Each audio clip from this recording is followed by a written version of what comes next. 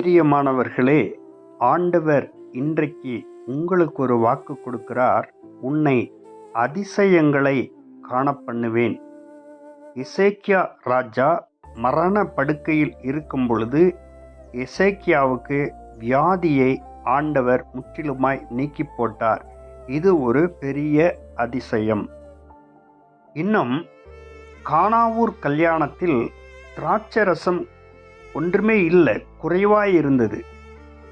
அந்த நேரத்தில் ஆண்டவர் வெறும் தண்ணீரை அவர் திராட்சை ரசமாக மாற்றினார். இதுவும் ஆண்டவர் செய்த ஒரு அதிசயம். இன்னும் இஸ்ரவேல் ஜனங்களை கடலை இரண்டாக பிளந்து வெட்டாந்தரையில் அவர் நடக்கச் செய்தார். இது ஒரு அதிசயம். உங்களுக்கும் அதிசயத்தை ஆண்டவர் செய்வார்.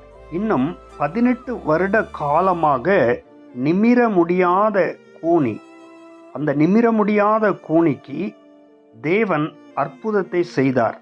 அவளுடைய கூனானது நிமிர்ந்தது. இது ஒரு அதிசயம்.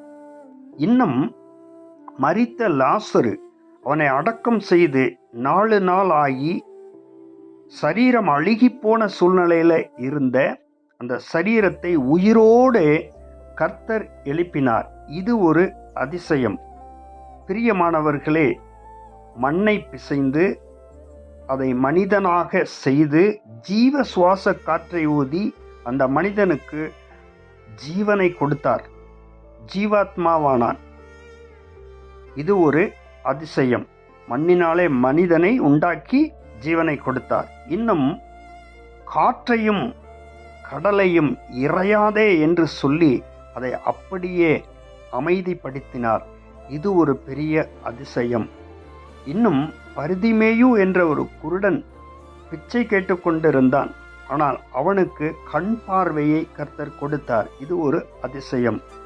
இன்றும் உங்களுடைய வாழ்க்கையில் என்னென்ன பிரச்சனைகள், என்னென்ன வியாதிகள், எல்லாராலும் கைவிடப்பட்ட ஒரு நிலையில் இருக்கலாம், உங்களுக்கும் கர்த்தர் அதிசயங்களை செய்வார். உங்களை அதிசயங்களை காண பண்ணுவேன் என்று சொன்னவர் அப்படியே செய்வார்.